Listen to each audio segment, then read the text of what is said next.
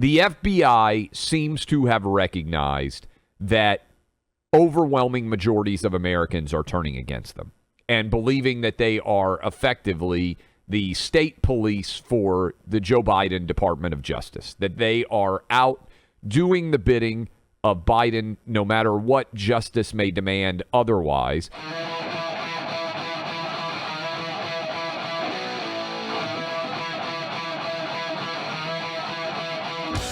And so FBI Director Christopher Wray sat down for an incredibly rare interview with Bret Baier of Fox News.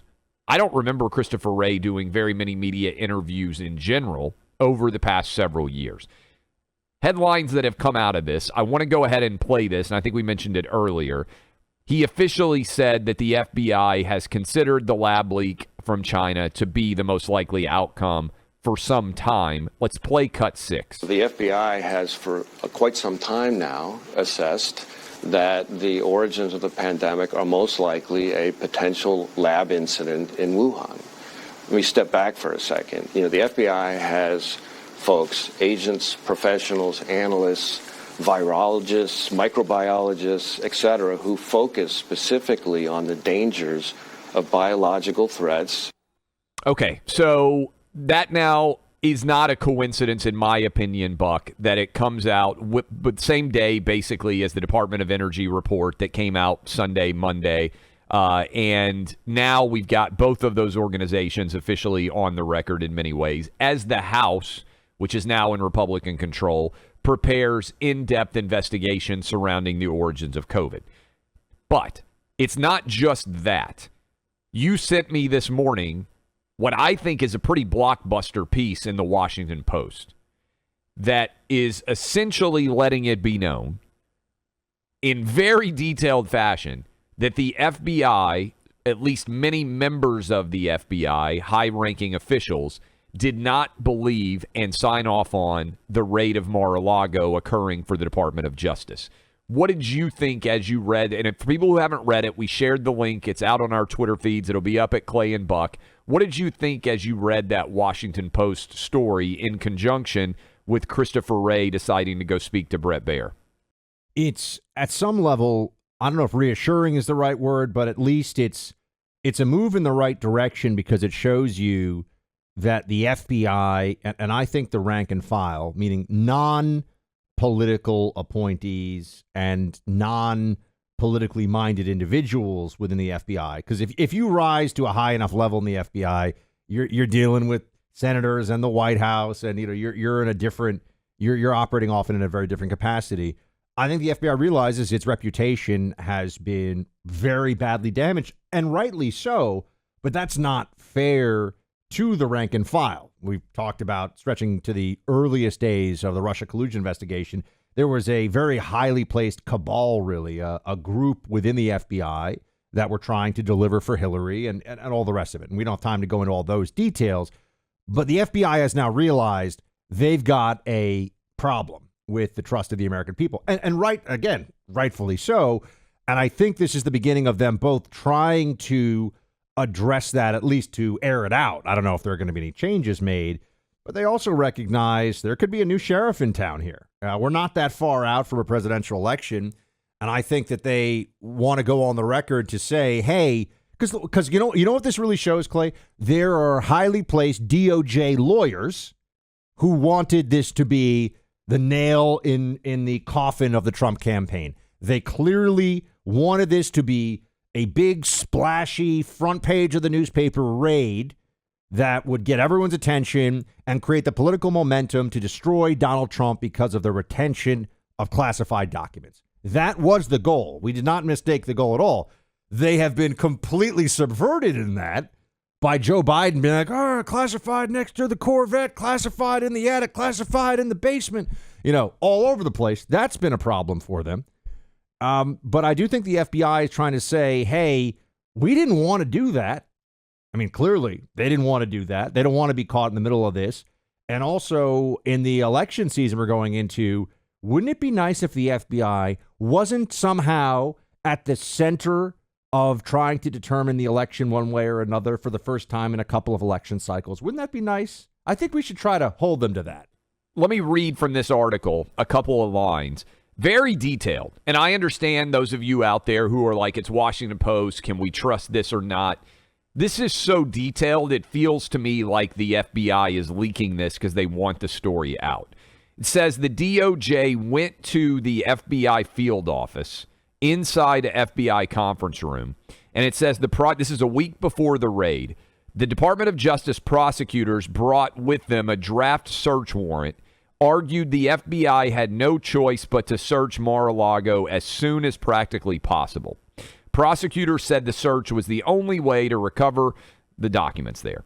And then by name, Buck, you don't see this very often. Stephen M. D'Antono, and I may be pronouncing that wrong, then the head of the FBI Washington field office, was running the investigation, and he was adamant the FBI should not do a surprise search. This FBI field agent, D'Antono, said he would agree to do the raid only if he were ordered to, according to people in the room. They said he didn't refuse to do it, but argued it should be a consensual search agreed to by Trump's legal team. And he told the FBI that they did not need to get this warrant executed in a secret search. Tempers ran high. They raised their voice back and forth between the FBI and the DOJ. And so, Buck, I mean, to me, this is the FBI saying, this ain't us. This is the FBI leaking to the Washington Post. We directly disagreed with the Department of Justice's decision to order a secret search of Mar-a-Lago. And guess what? I think this FBI field agent, assuming that this is being correctly conveyed, was 100% right. There was no reason this needed to happen. Well, yeah. I mean, it was a big broad daylight raid, as we know, right? So there was nothing surreptitious about it.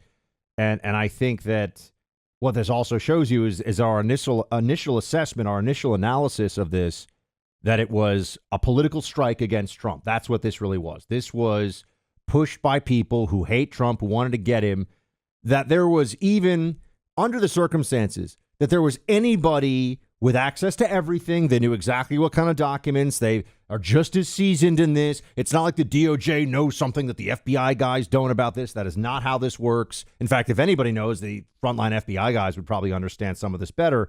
And the fact that they were like, this is not the way to go, this is not the way to go, and they got steamrolled by an element within the DOJ, proves exactly what we've said all along, which is there was disparate treatment between not only, between Trump and everyone who came before him, but more specifically between Trump and Biden. I mean, let's be honest. We all saw there was this, there's documents, let's sort of just wait and see and talk about this, whatever.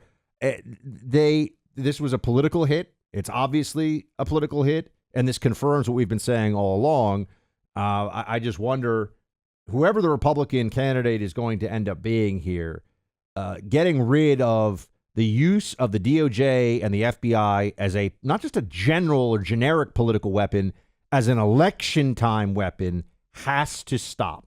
Because you want to talk about threats to your democracy, when your equivalent of the secret police, which is what the FBI is in this country, when your equivalent of your domestic intelligence agency, which again, really the FBI, is putting its hand on the scale for elections, you don't have free and fair elections anymore. That is a fact.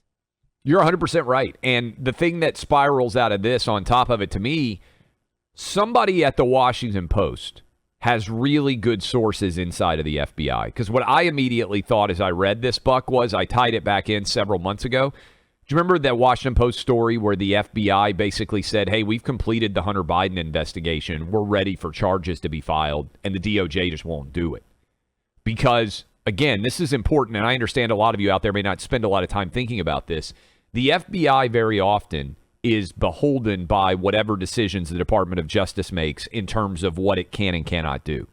And so this, to me, is Christopher Wray and the FBI trying to distance itself from the Biden Department of Justice.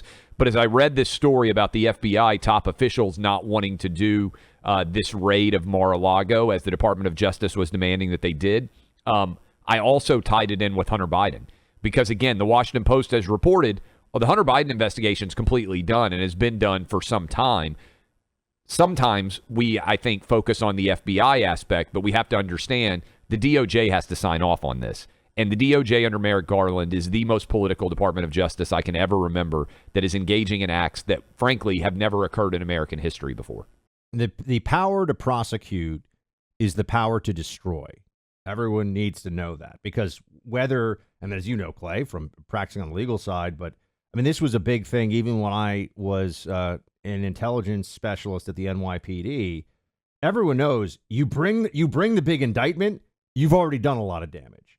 And so that always has to be remembered here. And in the case of what we've seen with Trump, even the investigation of somebody in this way has major political implications. But more specifically, whether or not you bring charges is a huge decision, a momentous one, and there's really no oversight on it.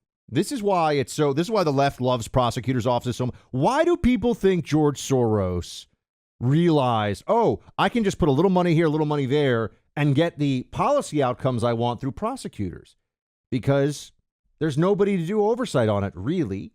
Whether you charge or not, and what you charge is up to the prosecutor who has jurisdiction. That's it. In the case of classified documents, it's up to the National Security Division of the Department of Justice. There is no higher power or authority to go to. So when that becomes a weapon of politics, you're in a very dangerous place as a country. So I do think the FBI, look, I've always heard Christopher Wray is, not overly political. I don't know, but he's trying to maybe at least make the FBI less of a political football right now. I do get that sense. And that's something that has to happen going forward. We have to be in a better place with this and have to understand that an FBI that loses the faith, or a DOJ more specifically that loses the faith of the American people, that is a massive, massive problem, a huge challenge. And I'm glad to see that people are starting to figure this out.